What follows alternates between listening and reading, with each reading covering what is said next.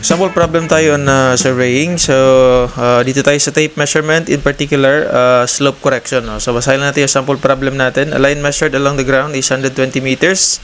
The difference in elevation between the ends is 12 meters. And determine the slope correction and horizontal distance. So, pinapahanap sa atin dito is yung D. No? Base ito sa figure natin. We have the slope distance or yung inclined distance na 120 meters. Tapos, ito yung difference ng elevation, no? So both ends, ito yung end na isa, tapos ito yung isa, so yung difference in elevation nila is 12 meters. Tapos yun nga, ito yung pinapanap sa atin, yung D. So again, sinulat natin yung given dito, S and H, and then nandito yung mga equations na pwede natin gamitin. So ito yung laging equation na ginagamit natin for slope correction. We have the horizontal distance is equivalent to S minus CH.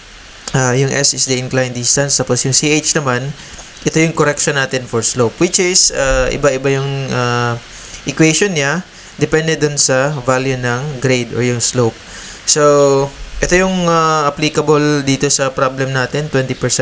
Ipapakita natin mamaya na, pero actually pwede naman isulat lahat ng mga equations depende dun sa grade. Meron kasi mga criteria to, no? Pag less than 20% or 20 to 30% or greater than 30%. Depende kung gentle slope, steep, or very steep na mga slopes. Anyway, so dito sa problem natin, hindi naman binigay talaga yung grade, no? Pero i-approximate lang natin. Grade is just slope lang naman yan, no?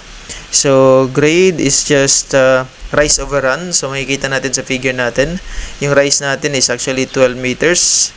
And then yung since hindi pa naman natin nakuha yung D, approximate lang natin. Medyo malapit lang din naman sa S or yung inclined distance yung magiging value ng D, no? So approximate lang natin, that's 120 meters tapos times 100% kasi naka-grade tayo, no? So magiging sagot natin dito is 12 tapos 120, so that's 10%. So therefore this is less than 20%. Ang layo din naman kasi, no? So 10%, 20%. So ibig sabihin na siya less than 20% siya. Yung gagamitin natin na equation for the correction for slope is h squared over 2s. So dito tayo sa solution na natin, no, para makuha natin si CH. So si CH is just equivalent to, or yung correction ng slope natin, h natin is 12 meters. That's squared divided by 2 times s na 120 meters. So ito magiging meter squared. Ito naman is magkakancel yung isa, tapos matitira dyan is isang meter na lang, no?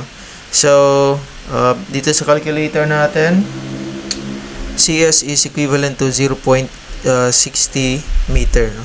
Tapos sumukuha na natin si D, that's equivalent to S minus CH. So we have S is 120 meters minus 0.60 meters. D, or the horizontal distance, is equivalent to 119.40 meters. Double check lang natin. Tama, no? So ito na ngayon yung final answer natin, no, for the horizontal distance of the measured na line. Yan.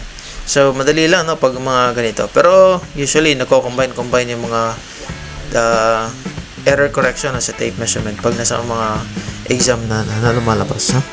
So I think this is it for this sample problem. So thank you again for watching. I see you sa mga next sample problems natin.